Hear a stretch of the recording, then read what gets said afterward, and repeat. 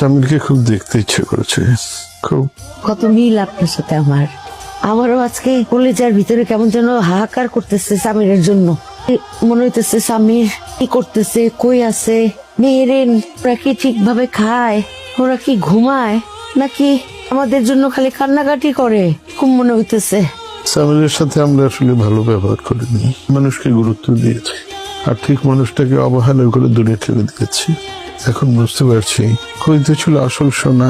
আপনি তো সেদিন কারণেই একটা চট দিছিলেন, তো আমি তো ওরে উঠতে বসতে বেকার বাদাই মা, কথায় কথায় খাওয়ার খোটা কত কিছু বলতাম, কিন্তু কোনোদিন আমার সাথে বেয়াদবি করেনি আমার স্বামীর, কোনোদিন না।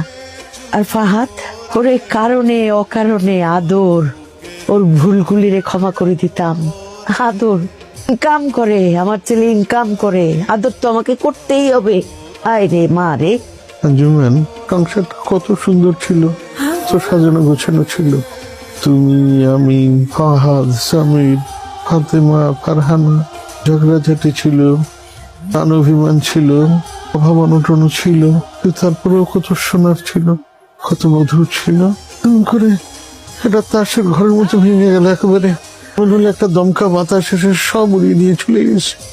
ওই যে ঘর ভাঙে নাই তো, আমার স্বামীর মনটা একদম কাদামাটির মতো নরম, কারো আপদ বিপদে ঝাঁপায় পড়তো, কিভাবে তার উদ্ধার করবে। ফাহাদের ঋণের বিষয়টা ও কাভার করতে চাইছিল, এই ঋণরে উদ্ধার করতে যায় বুঝতে পারে নাই যে এই মেয়েটার বিয়ে করলে সংসার যে আরো টুকরা টুকরা খান খান হয়ে যাবে।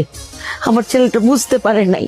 হায় রে, কত কত সুন্দর করে বলতাম, আমার বাংলা শেষ নবাব, আমার নচিকেতা স্যার গুনগুন করে গান গাইতো। এখন তো বকতেও পারি না কাউরে। স্বামীর সাথে তোমার কোনো কথা হয়? আরে দূর হ, যেইভাবে অপমান আমি করছি যোগাযোগ, ওরা কি মানুষ না? হায় আল্লাহ, কত কিছু বলছি, আল্লাহ ও মনে করতে চাই না। ও কি জানে যে আমাদের বাড়িটা আমরা বিক্রি করে ফেলেছি, আমরা গ্রামে চলে আসছি? আমার স্বামীর যদি এইটা জানে, আমার স্বামীর উড়াল দিয়া এসা পড়বে, এইটুকু বিশ্বাস আমার আছে। ওরে বাবা, পাখির মতো উড়াল দিয়ে আসবে। সামির, কেমন আছিস? আপনি যে ভাইকে চিনতে পারছিস না? কি আমার ভাই? সামির দেখ, আমি জানি সবকিছু মিলিয়ে তুই খুব রেগে আছিস, দিন শেষে আমার রক্তের ভাই। আরে রক্তের ভাই, যখন বাসা থেকে বের হয়ে আসলাম এই রক্ত কোথায় ছিল? আমি মানছি সামির, তখন আমি কিছু করতে পারি না, কিন্তু তুই তো এইভাবে রক্তের সম্পর্ক ডিনাই করতে পারিস। আমরা অপরিচিত, আমাকে আপনি চেনেন না, নাকি আমি জীবনেও দেখি নাই। তাই আমাকে ভুল বুঝিস না, আমার কথাটা একটা অবশ্য